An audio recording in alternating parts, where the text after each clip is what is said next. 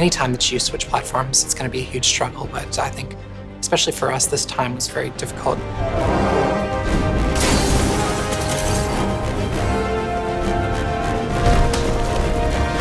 What we had on the previous Uncharted games and on The Last of Us was written for the cell architecture, and it was all optimized for that. But the PlayStation 4 just does things differently. The whole studio, like tools, everything, it's a massive challenge to push content that now needs to fill like 8 gigs versus the 256 or 512 megs that were on the PS3. You have all this memory, you have all this new processing power, so I knew that there would be a step up.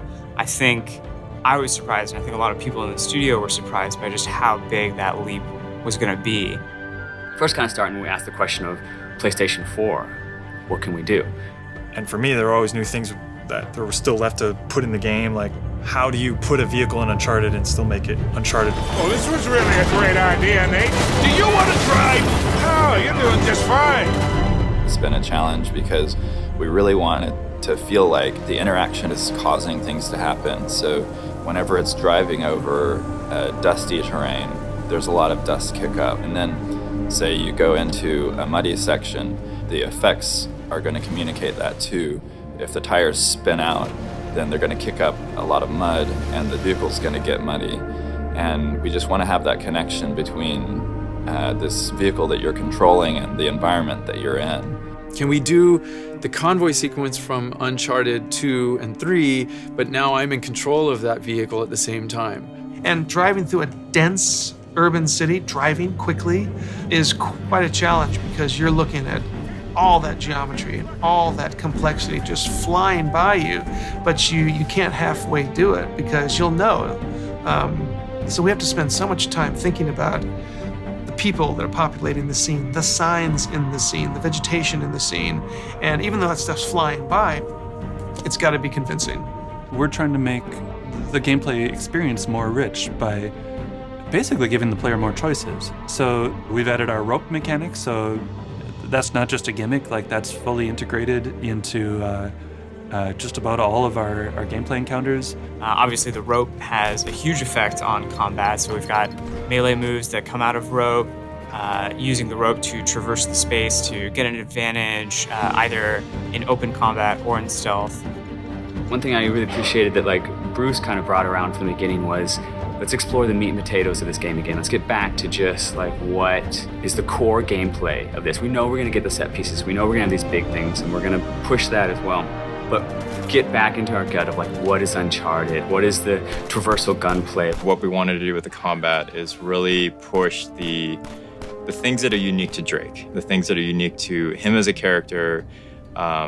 And one of the main things that Drake can do is just he has this amazing ability to traverse through the environment.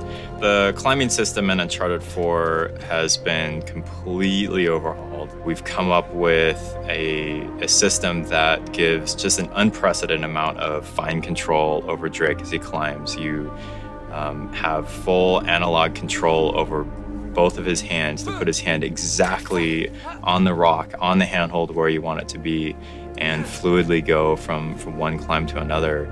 We're also able to integrate Drake into the environment a lot more. When he's climbing on the outside of a vehicle, he's moving with that vehicle, with his weight on that vehicle on top of the animation. So it's something that the PlayStation 4 gives us, that we have so much more memory.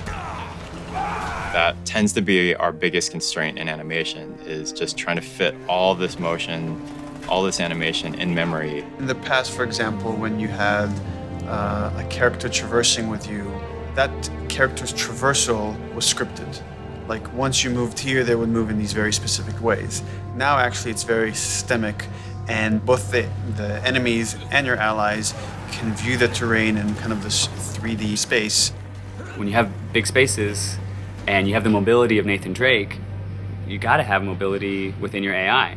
There's a lot of really nuanced decision-making in terms of how, for example, how exposed an AI is as they're taking a flank route.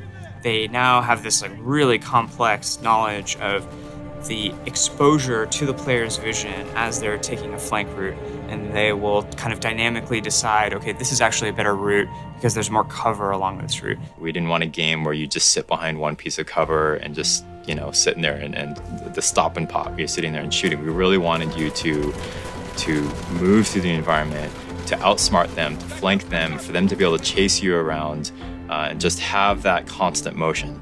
The enemies are smarter. We've taken a lot of the stealth elements from The Last of Us and brought those in, so the player has more choices in combat. You can actually avoid an enemy, lose their line of sight, and just sneak past them and not even have to encounter them. Like, it used to be that you're either in stealth or you're in combat. And now there's these kind of varying levels of stealth. They go into investigate when they think they've seen you, but they're not 100% sure. Then they'll go into combat once they find you. And once they lose you after combat, they'll go into search, where they'll kind of canvass the area looking for you. A lot of that scripting is still up to the designers, but we've given them so much better tools in order to achieve that. We always had contextual moves where you could slam guys into a wall and beat them up. Enemies are able to do that to you as well. You'll have moves and kind of fight situations where two enemies are attacking you at once, and it's not in like a scripted way. It can happen kind of in any combat encounter. There's a lot of new tools in the player's disposal, but what's cool is that they're kind of added in this way that's elegant enough to not, explode the game with HUD and all these like crazy options that are difficult to learn. It's very much that same kind of seamless, very smooth Uncharted experience where we get a lot of gameplay from relatively few mechanics. And having really gorgeous animations that feels very rooted and grounded, but at the same time gives you the responsiveness. You're gonna get to play this. We're showing off in a way of just like, look how gorgeous this can be. Look at what we can do. Look at the colors, look at the scenes, look at the environments that you're gonna get to explore, and you're gonna get to have that on the stick.